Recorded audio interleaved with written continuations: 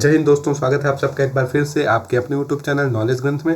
दोस्तों, हम unit 7 science and technology में इन्वायरमेंट और बायोडाइवर्सिटी पढ़ रहे हैं। आज हम इकोलॉजिकल पिरामिड और इसके टाइप के बारे में पढ़ने जा रहे हैं। इसके पहले के वीडियो अगर आपने नहीं देखे हैं तो जाकर उसे जरूर देखिए। वीडियो अगर पसंद आए उसे लाइक करें, सब्सक्राइब करें और शेयर करें, क्योंकि इन्वायरमेंट के एमपीपीएससी के लिए इससे बेस्ट वीडियो आपको यूट्यूब में कहीं मिलने वाला नहीं है। ठीक है, जितना जरूरी है सिलेबस के हिसाब से हम उतना ही पढ़ रहे हैं, और हम ऐसा पढ़ रहे हैं कि आपका प्रीलिम्स और मेंस में कोई भी क्वेश्चन छूटेगा नहीं, क्योंकि प्रीलिम्स और मेंस की प्रिपरेशन कभी भी अलग अलग नहीं होती, एक साथ ही की जाती है। तो अभी हमारे पास टाइम बहुत है, तो हम यूनिट 7 को कंप्लीट कर लेंगे, क्योंकि ये सबसे टफ जो यूनिट कही जा सकती है एमपीपीएससी की। और इसका जो आपका रिसोर्स है, मतलब चीज़ें ये अवेलेबल नहीं होती हैं आपको यूट्यूब पे, तो इसलिए हमने ये वीडियो बनाना स्टार्ट किया था, क्योंकि नॉलेज ग्रंथ का मेन मकसद है कि आप लोगों की जितनी ज़्यादा हेल्प हो पाए। ठीक है, और ये फ्री ऑफ कॉस्ट हमेशा हेल्प रहेगी नॉलेज ग्रंथ के साइड से। तो अगर आपने हमारे पुराने वीडियोस नहीं देखे, जाकर उसे जरूर देखिए, और डेफिनेटली आप उसे पसंद भी करेंगे। तो चलिए देर नहीं करते हैं, स्टार्ट करते हैं, समझते हैं वीडियो को। अगर आपने सब्सक्राइब नहीं किया है चैनल को तो उसे लाइक कर दें और सब्सक्राइब कर दें और शेयर कर दें। Thank you so much guys. चलिए शुरू करते हैं। सबसे पहले हम बात करेंगे इकोलॉजिकल पिरामिड की। इकोलॉजिकल पिरामिड क्या होता है?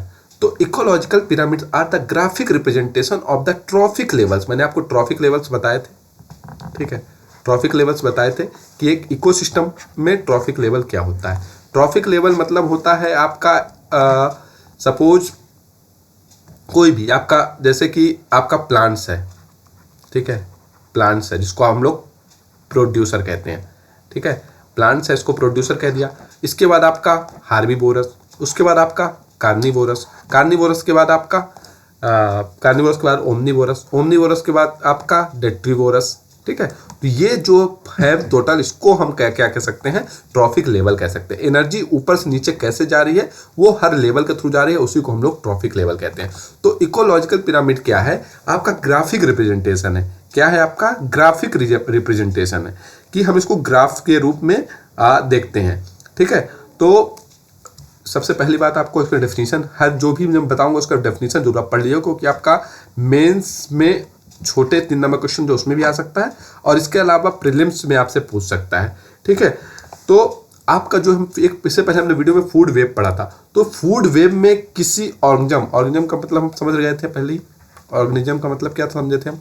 कि कोई भी चीज़ जिसमें जीवन है वो ऑर्गेनिज्म है। तो एक ऑर्गेनिज्म जो आपका फूड वेब में जो भी जगह उसकी रहती है, उसी को हम लोग ट्रॉफिक लेवल कहते थे। ठीक है, जैसे कि आपको बता दिया कि सबसे पहले आपके प्लांट्स प्रोड्यूसर आते हैं, हार्बीवोरस आते हैं, कार्निवोरस आते हैं, ओमनीवोरस आते हैं, डेट्रीवोरस आते हैं। ठीक है, तो उसके बाद हमने क्या किया, उसको हम एक ग्राफिकल रिप्रेजेंटेशन में रखेंगे। उसी को हम जो ट्रॉफिक लेवल उसको हम ग्राफिकल रिप्रेजेंटेशन में अगर रख दें, उसी को हम लोग इकोलॉजिकल पिरामिड कहते हैं। और इकोलॉजिकल पिरामिड 3 तरह के होते हैं। ठीक है, कितने टाइप के? 3 types, very most important. Ecological pyramid कितने टाइप के होते हैं? 3 टाइप्स के इकोलॉजिकल पिरामिड होते हैं, very most important. The producer makes the base of the pyramid and the subsequent tier of the pyramid represent herbivorous, carnivorous and top carnivorous level. ठीक है, तो आप एक चीज जरूर ध्यान रखिएगा, प्रोड्यूसर जो होगा हमेशा नीचे होगा। ठीक है, एक इन्वायरमेंट में जो भी चीज जाएगी अपवर्ड जाएगी, इस डायरेक्शन में। ठीक है, सबसे पहले प्रोड्यूसर होगा, प्रोड्यूसर के ऊपर आपका हार्बीवोरस, हार्बीवोरस के ऊपर आपका कार्निवोरस, कार्निवोरस के ऊपर आपका ओमनीवोरस, और फिर आपका डेट्रीवोरस आता है। ठीक है, तो यही चीज होता है। तो हमेशा हमें ध्यान रखिएगा कि जो भी लेवल होगा वो आपका अपवर्ड डायरेक्शन में हमेशा होगा। तो यही बोल रहा है कि जो आपका प्रोड्यूसर है, ठीक है, माफ कीजिएगा,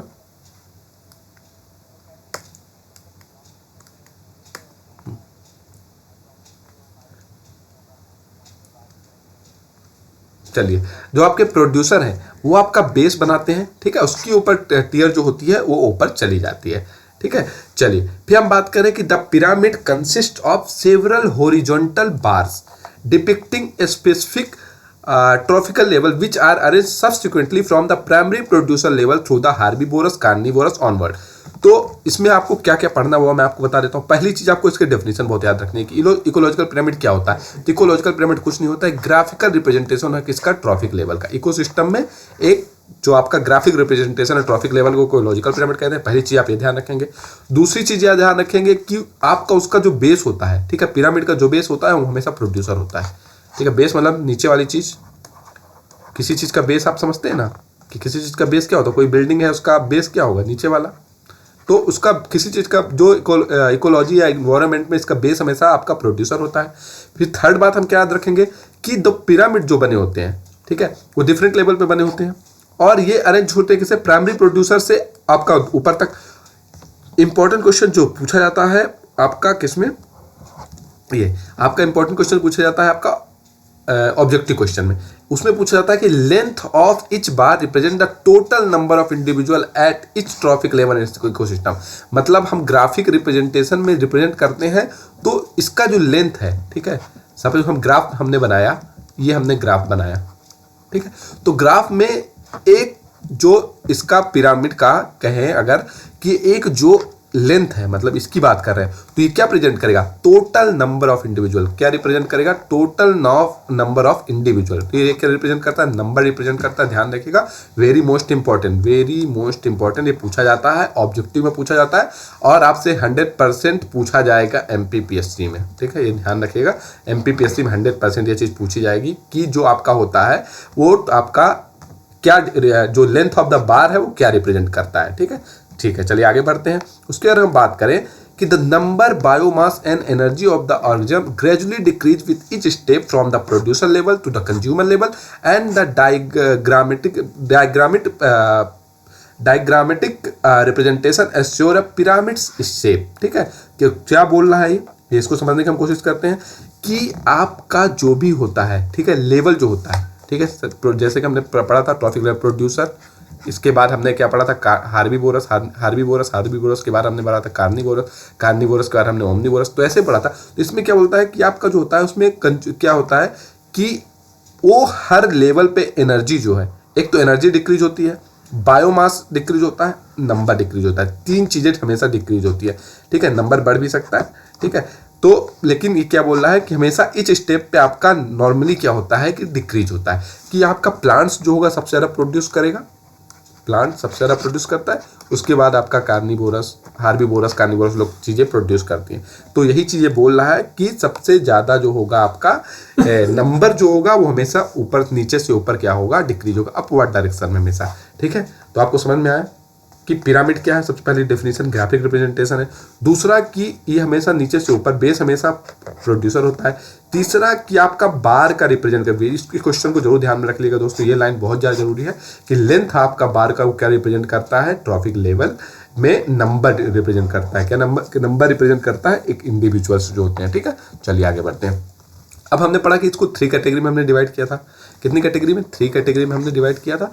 तो तीनों कैटेगरी क्या होती है, एक होती है पिरामिड ऑफ नंबर, जो पिरामिड आपका नंबर्स का बनता है, दूसरा पिरामिड बनता है बायोमास का, और तीसरा पिरामिड बनता है एनर्जी का। ठीक है, ये वेरी मोस्ट इंपॉर्टेंट, इसको लिख लीजिए आप, क्योंकि ये प्रीलिम्स में भी आपसे पूछा जाएगा और मेंस में तो जरूर ही पूछा जाएगा। ठीक है, तो प्रीलिम्स और मेंस दोनों में पूछा जाएगा कि कितने टाइप के इकोलॉजिकल पिरामिड होते हैं। तो 3 टाइप के इकोलॉजी, ये आपसे नंबर ही पूछ सकता है। दूसरा पूछ सकता है इनमें से कौन सा पिरामिड, कौन सा इकोलॉजिकल पिरामिड नहीं, उसमें नंबर दे देगा, बायोमास दे देगा, एनर्जी दे देगा, वॉल्यूम दे देगा, तो वॉल्यूम नहीं होता। ठीक है, तो ये ध्यान में रखिएगा। तो आपको इसमें ध्यान रखना है कि 3 होता है, जिसमें आपका नंबर होता है, बायोमास होता है और प्रोडक्टिविटी या एनर्जी होती है। तो 3 टाइप का ही हो गया। उसके बाद हम सबसे पहला नंबर पढ़ें अगर पिरामिड ऑफ नंबर, तो पिरामिड ऑफ नंबर में क्या होता है, this represent the number of, नाम से पता चल रहा है आपको, नंबर ऑफ ऑर्गेनिज्म एट इस ट्रॉफिक लेवल। एक ट्रॉफिक लेवल में कितने नंबर ऑफ ऑर्गेनिज्म आते हैं, ये रिप्रेजेंट क्या करता है, पीरियड ऑफ नंबर। अगर एग्जाम्पल से समझे, देखिए इन्वायरमेंट में आपको सबसे ज़्यादा जरूरी चीज़ है कि आप एग्जाम्पल को समझें। अगर आपने एग्जाम्पल को समझ लिया ना, तो इन्वायरमेंट आपके दाएं हाथ का खेल हो जाएगा, जो लोगों को सबसे ज़्यादा टफ लगता है। ठीक है, तो एग्जाम्पल की अगर बात करें तो एक ग्रास लैंड में number of grasses is more than the number of herbivores that feed on them and the number of herbivores is more than the number of carnivorous. ठीक है, ये बोल रहा है कि जो आपकी घास होती है, ग्रास लैंड है, तो घास जितना बड़ा मैदान है उतने तो आपके खाने वाले नहीं होते, उतने हार्बीवोरस नहीं होते, और जितने ज़्यादा हार्बीवोरस उतने कार्निवोरस नहीं होते। मतलब जितने ज़्यादा शाकाहारी जीव होते हैं, ज़्यादा मांसाहारी जीव नहीं होते। ठीक है, इंसानों को अब छोड़ दीजिए आप दुनिया में, वो काउंट मत कीजिए, इन जनरल एग्जाम्पल लिया जा रहा है आपका। In some instances the pyramid of the number में बी इन्वर्टेड। ठीक है, मतलब आपका herbivorous are more than the primary producer as you may observe that many caterpillars and insect feed on the single tree. तो ठीक है, ये ध्यान जरूर रखिएगा, इसमें ये क्वेश्चन हमेशा पूछा जाता है कि किसका पिरामिड जो होता है वो कभी पिरामिड किसका पिरामिड कभी इन्वर्टेड नहीं हो सकता। इन्वर्टेड का मतलब होता है उल्टा। अभी हम किस तरह का पिरामिड पढ़ रहे हैं, इस तरह का, ये ट्रॉफिक लेवल्स ऐसे पढ़ रहे हैं, तो किसका पिरामिड ऐसा नहीं हो सकता, ये जरूर पूछता है क्वेश्चन में। तो ये हम आगे बात करेंगे किसका नहीं होता, लेकिन आप इसका समझ लीजिए कि आपका क्या होता है कि इसका पिरामिड जो होता है, नंबर का पिरामिड हो सकता है, मे बी इन्वर्टेड, इसका पिरामिड इन्वर्टेड हो सकता है। क्यों, आप सिंपल समझिए, एक पेड़ है, ठीक है, एक पेड़ पे बहुत सारी चिड़िया बैठ गई, ठीक है, 500 चिड़िया बैठ गई, तो क्या हुआ, ये नंबर तो आपका ज़्यादा हो गया ना, तो इसको इन्वर्ट कर सकते हैं ना, नंबर आपका ज़्यादा हो गया, ठीक है। तो इससे हम समझ में आया हमको कि आपका इसका जो पिरामिड है, नंबर का पिरामिड आपका इन्वर्टेड भी हो सकता है, सीधा भी हो सकता है, ठीक है। इसमें इंसेक्ट का एग्जांपल, कैटरपिलर और इंसेक्ट का एग्जांपल लिया जो सिंगल ट्रिप है, मैंने आपको वर्ड के उससे बता दिया है। तो आप इसको जरूर ध्यान में रखिएगा कि नंबर ऑफ पिरामिड नंबर जो होता है वो पहली बात तो नंबर ऑफ ऑर्गेनिज्म एट इस ट्रॉफिक लेवल वो बताता है, और दूसरा ये इन्वर्टेड भी हो सकता है और सीधा भी हो सकता है। क्या हो सकता है, इन्वर्टेड भी हो सकता है और ये सीधा भी हो सकता है, नॉन इन्वर्टेड भी हो सकता है, ठीक है, ध्यान रहेगा आपको। चलिए अब इसको हम ध्यान से थोड़ा समझ लेते हैं, ठीक है। ये आपका डायग्राम पिरामिड ऑफ नंबर, ये इसको हम समझने की कोशिश करें। ये इन्वर्टेड बताया गया है, ये स्पिंडल शेप बताया गया है, ठीक है, ये स्पिंडल शेप में है। तो स्पिंडल आप समझते हैं, गले में आप लोग इस तरह का कभी कभी गले में आप पहनते होंगे, ठीक है, ठीक है। तो चलिए इसमें अगर समझें इन्वर्टेड कैसे हो सकता है। इन्वर्टेड इस तरह से हो सकता है कि अगर, ठीक है, आपका प्रोड्यूसर एक ही है, ट्री मतलब पेड़ आपका एक है, उसमें बहुत सारे पक्षी बैठ गए, हार्बीवोरस पक्षी, तो पेड़ में जो खा रहे हैं हार्बीवोरस मान लेते हैं, उन पक्षियों से ज़्यादा अगर उस पर पैरासाइट बैठ गए, नंबर की हम बात करें तो हम सिर्फ नंबर की बात करेंगे, तो हो सकता है कि एक पेड़ में 10 पक्षी बैठे हों, ठीक है, और 20 पैरासाइट छोटे छोटे कीड़े मकोड़े बैठे हों, और उससे भी छोटे और कीड़े मकोड़े जिसको हाइपर पैरासाइट, वो भी तो इन्वर्टेड हो गया ना, क्योंकि पेड़ तो एक था, आपका हार्बीवोरस 10 हो गए, पैरासाइट 20 हो गए, और हाइपर पैरासाइट जो उससे भी छोटे कीड़े बहुत हो गए, तो ये इन्वर्टेड हो सकता है। और स्पिंडल शेप की अगर बात करें तो स्पिंडल शेप में आप देखिए प्रोड्यूसर कैसे है, प्रोड्यूसर आपका एक है, ठीक है, हार्बीवोरस 10 है, लेकिन कार्निवोरस हो सकता है एक ही बैठा हो आपका। कार्निवोरस मतलब आपका जो इनको भी खा ले, आपका जैसे कि आपका बाज हो गया, चील, गिद्ध, हो सकता है वो एक ही बैठा हो, तो ये स्पिंडल शेप भी हो सकता है। तो इसको जरूर ध्यान रखिएगा, पिरामिड ऑफ नंबर इन्वर्टेड भी होता है, स्पिंडल शेप भी होता है, और अपराइट पिरामिड भी हो सकता है। ध्यान रखिएगा ये तीनों होता है, very very very most important, ठीक है। तो पिरामिड ऑफ नंबर क्या होता है, किसी भी शेप का हो सकता है, आपका इन्वर्टेड भी हो सकता है, स्पिंडल भी हो सकता है, अपराइट भी हो सकता है। इसमें देखिए क्या किया है, इसमें प्रोड्यूसर बहुत है, जैसे आपका ग्रास लैंड है, ठीक है, ग्रास लैंड मतलब जहाँ पे बहुत सारी घास है, ठीक है, तो प्रोड्यूसर ज़्यादा है यहाँ पे। हार्बीवोरस मतलब छोटे छोटे कीड़े थोड़ा कम है, मान लो किसी घास में, ऐसी कोई जगह है बहुत गर्म जगह है, जैसे आपका अफ्रीका जैसी जगह हो गई, ठीक है, तो वहाँ पे क्या है, वहाँ पे आपका घास बहुत ज़्यादा है, लेकिन वहाँ पे कीड़े जो हैं उनके लिए ऐसा मौसम नहीं है कि ज़्यादा कीड़े रह सके, उनको कीड़ों को खाने में प्राइमरी कार्निवोरस जो है वो और कम है, सेकेंडरी कार्निवोरस वो और कम है, या टॉप कार्निवोरस या और मोर जो है वो और कम है, ठीक है।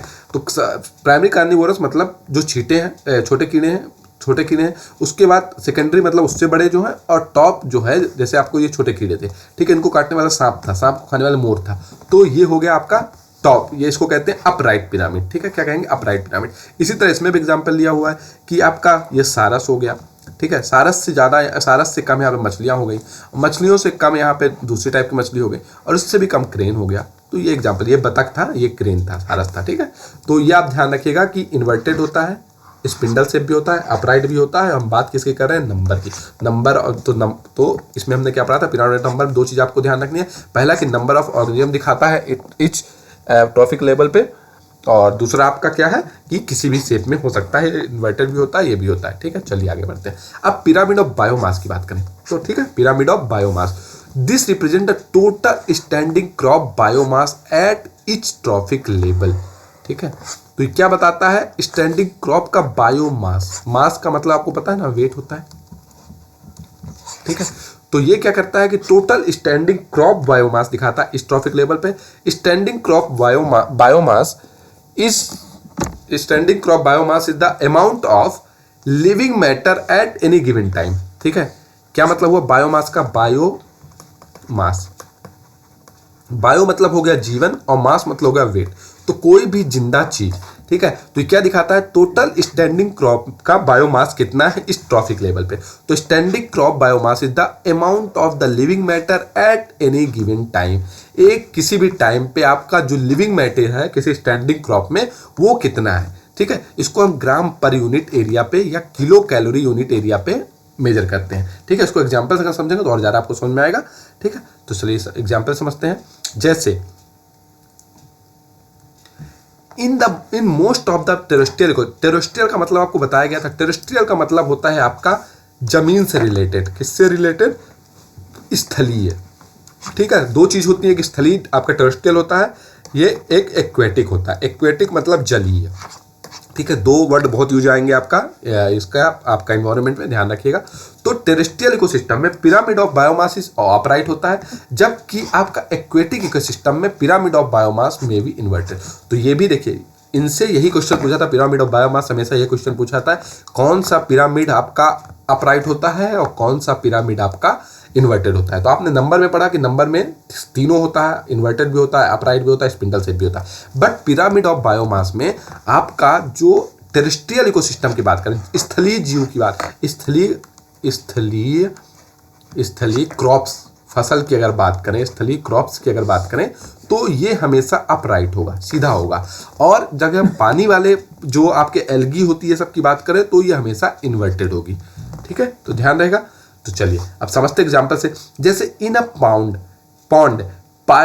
phytoplankton are the main producer. They have very short life cycle and a rapid turnover rate. They are rapidly replaced by new plants. Therefore, their total biomass at any given time is less than the biomass of the herbivorous supported by them.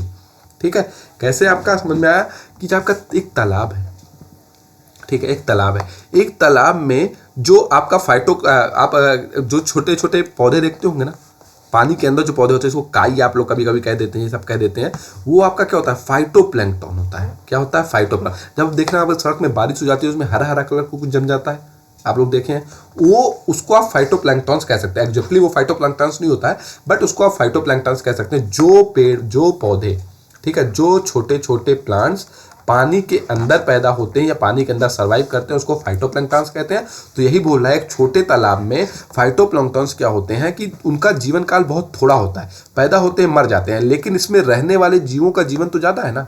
इसमें रहने वाले जो जीव रह रहे हैं उनका जीवन तो ज़्यादा है। सपोज कोई मछली रह रही है, उसका कोई जीवन मान लीजिए उनका जीवन 1 ही साल है फिश का, ठीक है, लेकिन यहाँ पे जो ये रह रहे हैं, मतलब ये फाइटोप्लैंक्टन जो पेड़ पौधे हैं, क्रॉप जिसको कह सकते हैं आप, वो 3 ही महीना है। तो इसमें इनका नंबर ज़्यादा हो गया ना, क्योंकि 3 महीने बाद ये तो मर जा रहे हैं, लेकिन इनका नंबर तो कांस्टेंट है, या तो बढ़ रहा है या तो घटेगा भी, तो उस रेट से नहीं घटेगा। तो यही बोल रहा है, इसलिए there total biomass at a given time is less than the biomass of the herbivorous supported by them. इसीलिए जो आपके फाइटोप्लैंक्टन्स या जो आपकी मैरीन लाइफ में मछलियों की संख्या होती है, जो वो ज़्यादा होती है किससे? उसमें होने वाली क्रॉप से, उसमें होने वाली फसल से और उसमें होने वाले फाइटोप्लैंक्टन से। ठीक है, तो आपको समझ में आया। इसमें आपको पिरामिड ऑफ बायोमास में क्या चीज़ ध्यान रखनी है? पिरामिड ऑफ बायोमास में ध्यान रखना है कि ये दोनों होती है, ये भी आपका अपराइट होता है। अपराइट कहाँ होता है ये भी क्वेश्चन पूछा जाता है। तो ये टेरेस्ट्रियल मतलब स्थलीय में। और इन्वर्टेड कहाँ पे हो सकता है? इन्वर्टेड कहाँ पे हो सकता है? ये आपका इन्वर्टेड हो सकता है कहाँ पे? इन्वर्टेड हो सकता है आपका एक्वेटिक में। एक्वेटिक मतलब जलीय में। एक चीज़ तो आपको ये ध्यान रखनी है।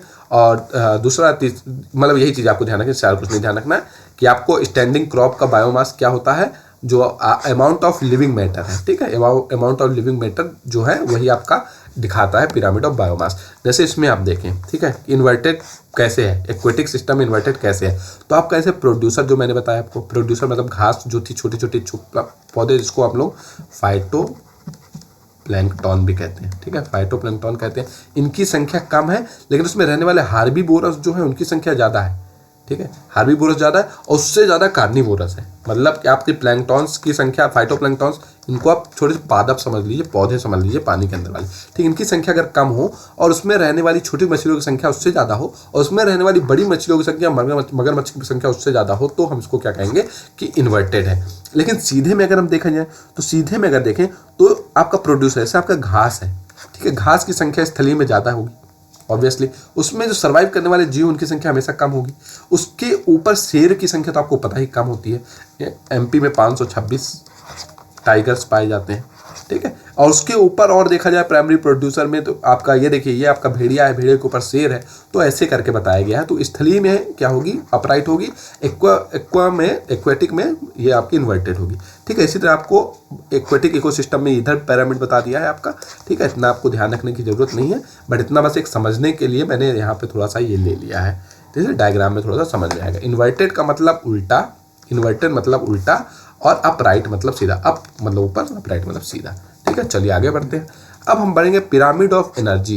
एनर्जी मतलब ऊर्जा, तो ऊर्जा का पिरामिड कैसा होता है, ठीक है। और this pyramid represent the total amount of energy at each trophic level. Energy expressed in the term of rate such as kilo calorie per unit area, और या पर यूनिट टाइम, और calorie per unit area per unit time, ठीक है। जैसे in lake autotrophs energy जितना, और energy pyramid are never inverted. देखिए very most important पहली बात कि पिरामिड ऑफ एनर्जी क्या है, क्यों एनर्जी का जो पिरामिड है, total amount of energy eight इस ट्रॉफिक लेवल, ठीक है। इस ट्रॉफिक लेवल आपको जरूर लगाना है, तो जितने में एनर्जी है।